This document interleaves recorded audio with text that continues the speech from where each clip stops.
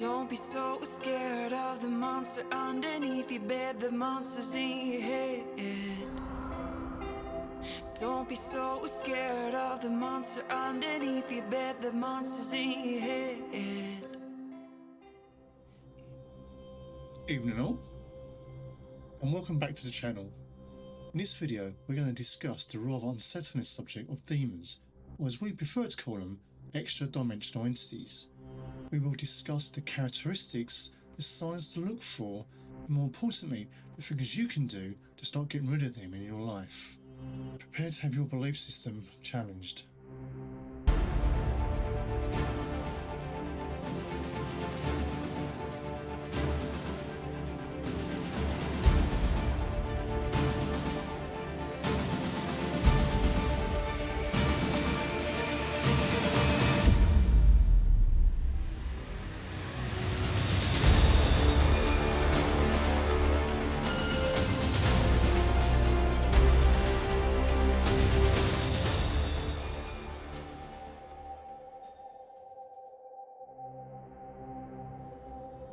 The greatest trick the devil ever pulled was convincing the world he didn't exist. Demons have lived in the shadows for years, feeding off your fear, your misconception of them, and a false belief that they can harm you. The SEPI agency have come to realise that these entities are real, and we should no longer be calling them demons. So we've come up with a term that is of less impact, less fearful, extra-dimensional entities, or EDEs for short. Some may call them interdimensional, multi-dimensional. You know what, it really doesn't really matter. The point is that we've got to relabel demons and keep away from the word demon, just something a little bit more unscary. Throughout history they've been documented in various guises, often mistaken as ghosts, manifestations, loved ones, and even alien visitors.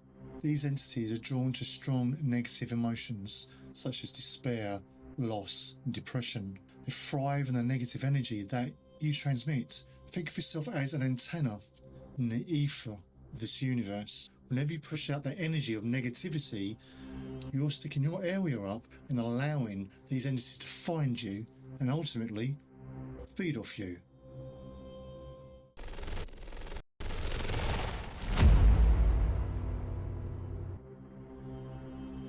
They've been known to target individuals who are vulnerable or in some kind of distress. They do tend to try and pick on people that wouldn't believe in them, such as people with strong religious beliefs that have no concept of what demons are, or even those that believe in nothing.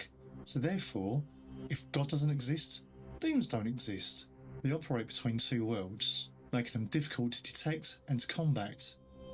These entities, as we're going to call EDEs, have a similar modus operandi, which involves remaining concealed and undetected. They often masquerade as malevolent spirits or even deceased loved ones that you just give your trust to.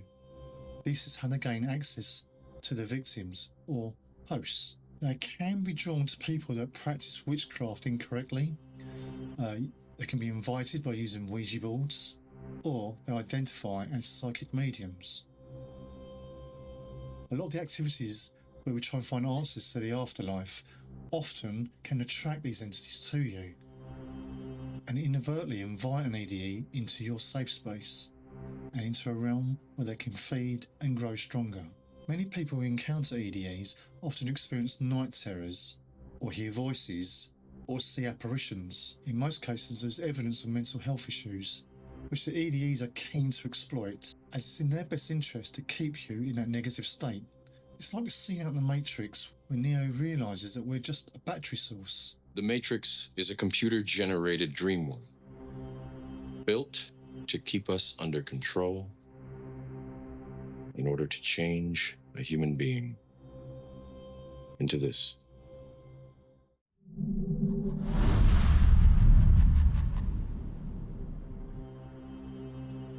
Bear in mind this is a working hypothesis. The very word traces back to ancient Greece. Hypo means under, and thesis means placing, like laying a foundation for further investigation. So that doesn't mean this is right or wrong. This is a starting place. So where possible, the SEPI agency have reached out to working professionals, people that have a working knowledge of dealing with people that hear voices and have psychotic episodes. So we have reached out to a psychotherapist who has working experience based in Arizona. Introduction to Jerry Marzinsky. But first, the disclaimer.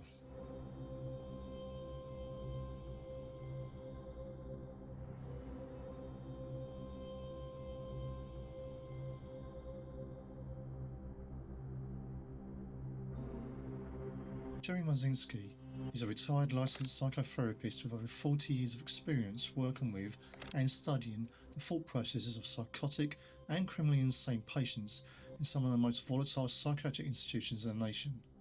He was awarded the State of Arizona's Meritorious Service Award and the Pima College Apple Award for teaching abnormal psychology.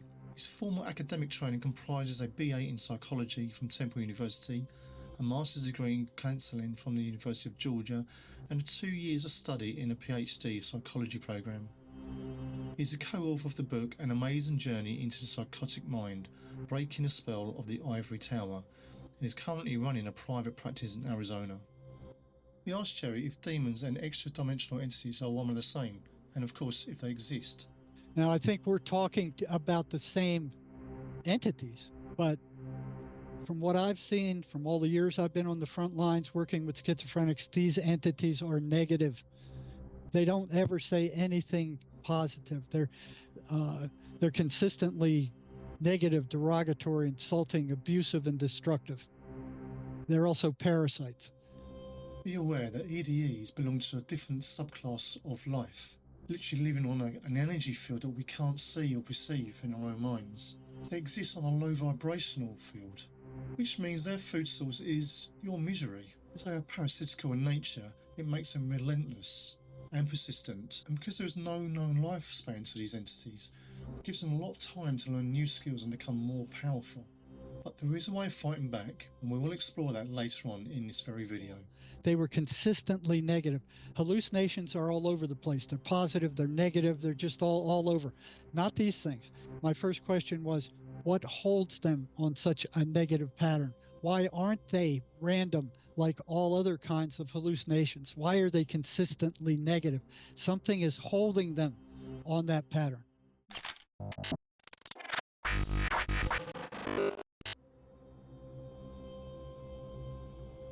The exact cause of schizophrenia is unknown, but it's thought to be a combination of genetics, brain chemistry, and environment. The emphasis on the words here are unknown and thought to be. In today's world, you kind of think they'd know the answer by now. And the other explanation we hear these days is a chemical imbalance. Here's what Jerry had to say about that. They needed some way to explain why it worked. They didn't have any knowledge of why it supposedly worked. So they made one up.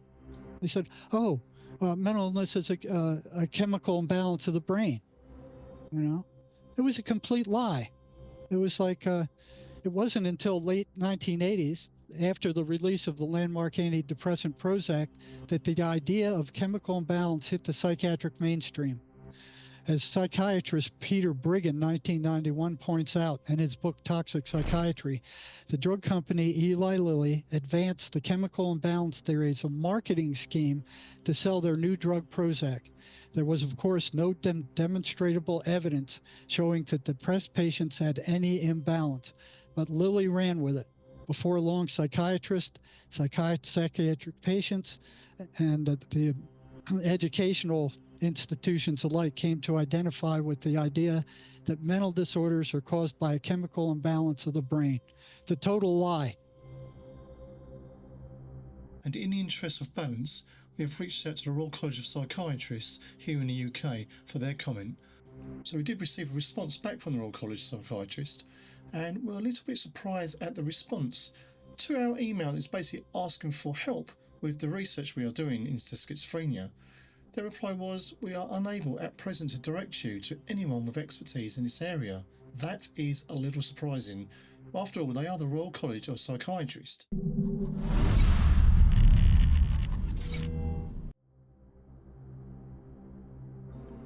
Sure, I was wearing a green jumper earlier. Don't you just love continuity? So let's just talk about some of the characteristics and how we're going to actually identify if somebody has an infestation of an EDE. EDEs want you to be negative. You operating in that lower vibrational space is exactly the food source for them. So the more negative you are and the more negative you feel, the more food you are for them.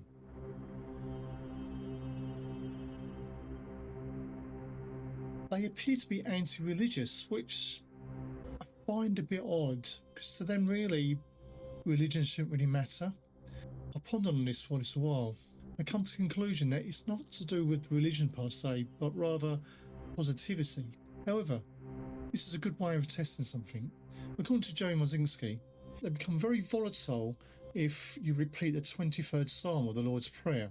I'm going to put it here for you to remind yourself what that is, but go through that, see when you recite it over and over again, maybe try it 5-6 times, and to see if it makes you feel any different, or if you're presented with somebody with an EDE, maybe read it out in front of them to see how they react. Maybe it's with scorn or some sort of objective hatred towards you. That'd be an interesting point.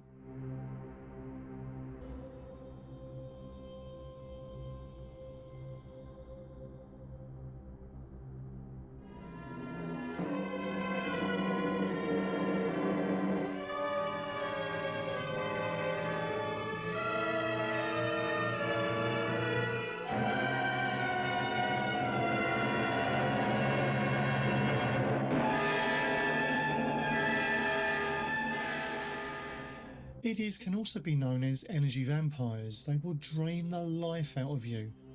And we've all come across some people in our life where just being in their very presence seems to drain you of your own energy. And when you leave their presence, you feel heavy. And you probably don't want to see that person much. And there could be somebody that's a good friend of yours, or a loved one, or relative even. But for the victims, they will drain their physical energy too, even despite they've done no physical activity that day. Several patients have reported that they feel physically drained after an attack. No idea how they steal your energy either.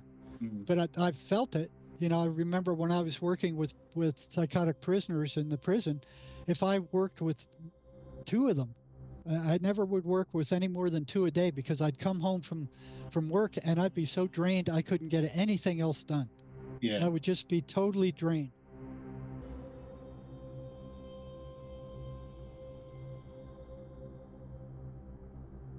They also become louder after sunset, so between the hours of 3 and 4 in the morning, they seem to become stronger. So we pondered on that one ourselves. Why on earth would it become 3 and 4 o'clock where they become stronger, when it's not always 3 or 4 o'clock somewhere else in the world, is it? So to me, it's not the fact it's 3 or 4 o'clock on the timeline, it's that it's 3 or 4 o'clock where you are. It's a point where you are most deep in sleep and probably the most vulnerable. I think that's why they probably strike at that time.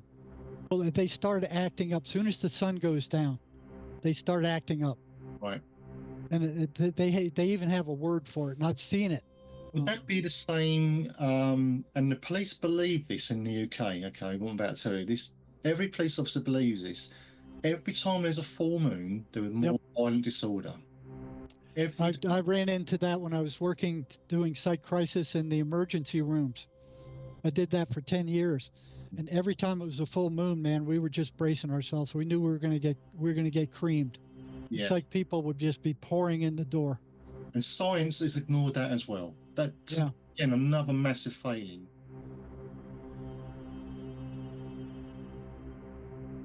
They also foster self-hatred behaviour.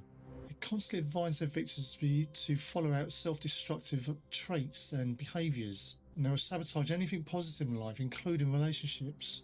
And this will of course go into isolation. They want their victims to be isolated, away from friends, away from family, away from anybody that's there to help them. So if you feel you are infested yourself, look at your lifestyle. Are you constantly pushing people away? Are you constantly looking for excuses not to go out and integrate with people? Are you alone? Have you lost people? These are key things to keep you in a negative vibration.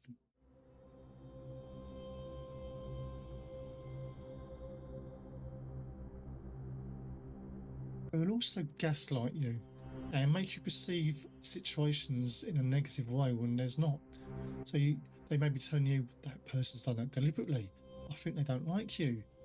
Just on and constantly in your ear, making everybody around you the enemy when really the enemy is within.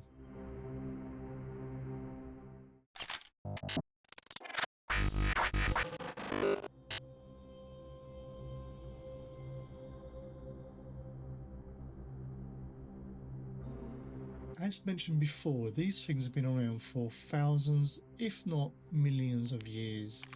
They have fostered powers beyond our comprehension, including access to your full brain memory. Now, these could be your current memory, and even maybe memories from a past life. More importantly, they're able to access memories of other people in the room. And this is very prevalent when we talk about psychic mediums who may be actually using the power of an EDE, unknowingly and unwittingly in most cases. You really should be thankful for any message a psychic medium gives you which turns out to be true, because it's come at a cost to that poor person. The greatest trick the devil ever pulled was convincing the world he didn't exist. They'll also try and encourage you not to talk about this, not to talk about the voices or the visuals that you may have, and that is so they can still hide in plain sight. As we said in the beginning of this, the devil's greatest trick was convincing the world that he doesn't exist. Well, translate that to being the individual EDE. They don't want people to know that they exist, because as soon as we know that they exist and we acknowledge their presence and the medical profession jump on board with this, then the EDEs are in trouble. They will know that people will start rejecting them and using their own free will to fight back, which we'll come on to a little later in this video.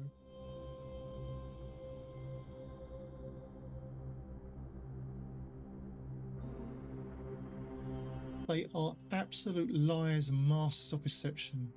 They will pretend to be people that you knew. They can be people that you've idolized, even come back as famous people. It can even sound like them. They are master manipulators, you must remember that. I often wonder if the light that we are supposed to go to once we pass is nothing more than a deception in itself, manned by these very entities that are feeding off you now.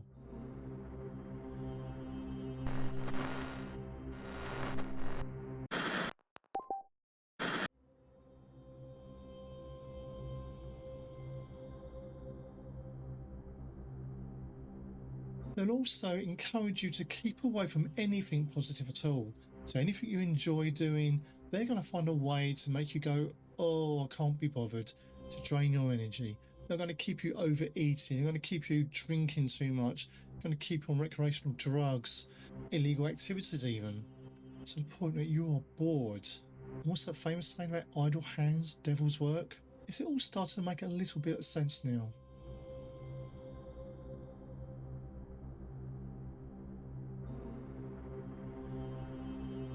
Now, there is a school of thought that within schizophrenia and schizophrenic parents, that it can be passed down to the child through either genetics, that chemical imbalance that we've spoken about, which is not been proven, or even the environmental variables. And in a way, the child is groomed quite early by an EDE, getting that child ready so the EDE can jump to them as they get older, and therefore that child then experiences their own possession. They become the next host, the next victim, the next food source. We need to protect our children. And the way we do that is this awareness, this knowledge of what EDEs are and how they behave. If you are suffering yourself from what could be an EDE, then protect your child. Why do you feel negative towards your own child? Nothing is more precious in this world than a child's innocence, and we must, at all costs, protect that.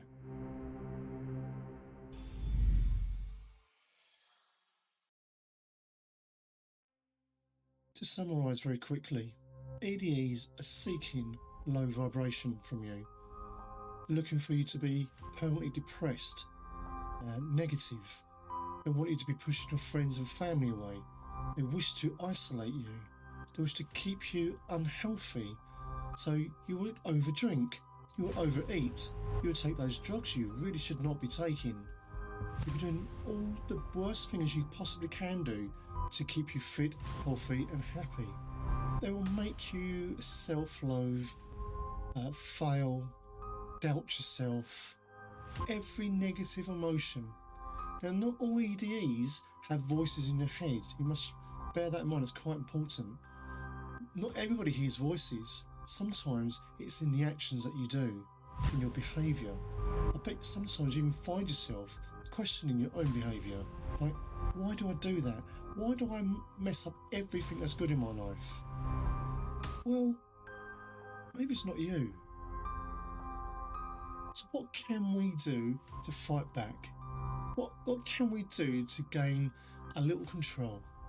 And what small steps can we take today to make our lives healthier and better?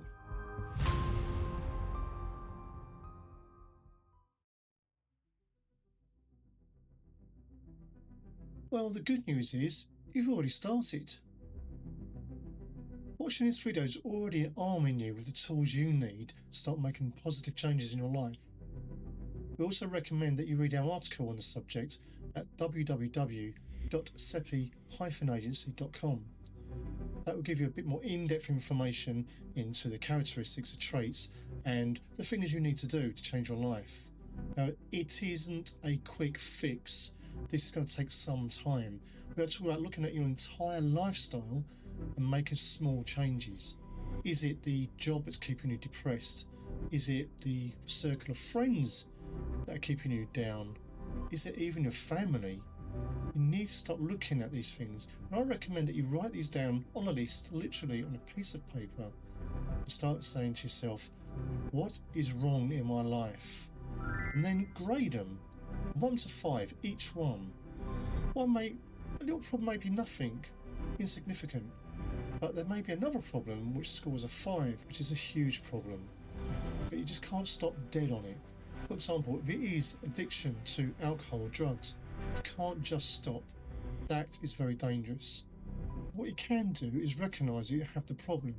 That's step 1. Step 2 is seeking professional help and look at reducing the alcohol and drugs intake. It could be anything like that. It's small steps. And the biggest and hardest thing to do is to change your circle of friends and family. Trust me, I've done that in the past myself. You have to do it. You've got to break this negative cycle. We've got to start raising your vibration from this to that. Only then will you start to starve your EDE. Bear in mind, when this starts happening, they get a little bit angry. They don't like it. They don't like anything that gives them away. I also recommend looking at the MACE Method as mentioned in the interview we had with Jerry Marzinsky. So talk to me about the MACE Method then. What is it in essence? Well, it's an energetic psychotherapy. So your thoughts are energy, your mind is energy, your memory is energy, your feelings are energy, your spirit is energy. You know, and what trauma does is it generates an awful, terrible feeling, okay, and it just doesn't go away. And most importantly, you cannot do this on your own. Okay, you do need someone around that trusts in you and believes you and will guide you through it. The SEPI agency are here to also support. If you want to reach out to us, please visit our website and report an incident to us, and that will come through and we can make contact with you. Please bear in mind, we are not an emergency service. You can't just dial 666 666, what's your emergency? and get us on the phone, but we can try and give you some guidance on that. What we'll never do either, because it's unethical, is to recommend you stop taking prescribed drugs or stop seeing your doctor. That wouldn't be our course of action.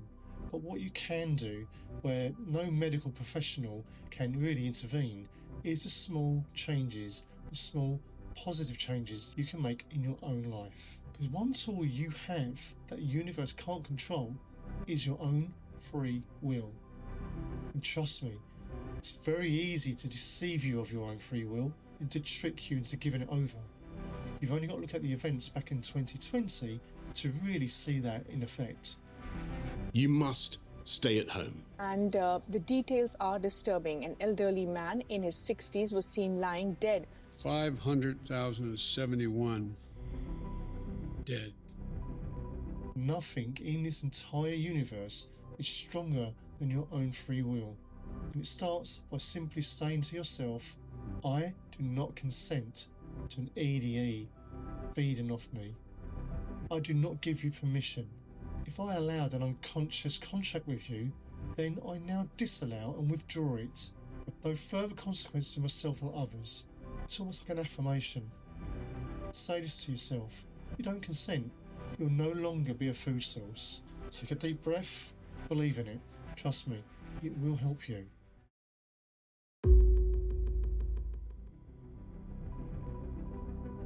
In our next video, we're going to explore the effects that EDEs have on Hollywood. And trust me, you won't want to miss that. Sold my soul to the devil. I know it's a deal. I wanted to be like the Amy Grant of music. Yeah. But it didn't work out, and so I sold my soul to the devil. Well, needless to say, sold my soul. What was your bargain? To get where I am now. Should I ask who you made the bargain with? with the chief commander. On this earth? And on this earth, and then in a world we can't see. Also look out for Project Crystal Ball. This is a study that the SEPI agency have started, which sees us speaking to psychic mediums and asking difficult and tough questions about the source and the origin of their psychic abilities. After all, it is supernatural. Where does it come from? Is it from birth? Or is it developed after some traumatic event in a psychic medium's life? If it's the latter, we need to look at that.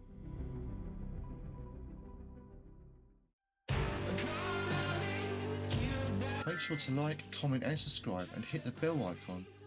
Thank you for watching, and we hope this video was useful to you. Until next time, be good.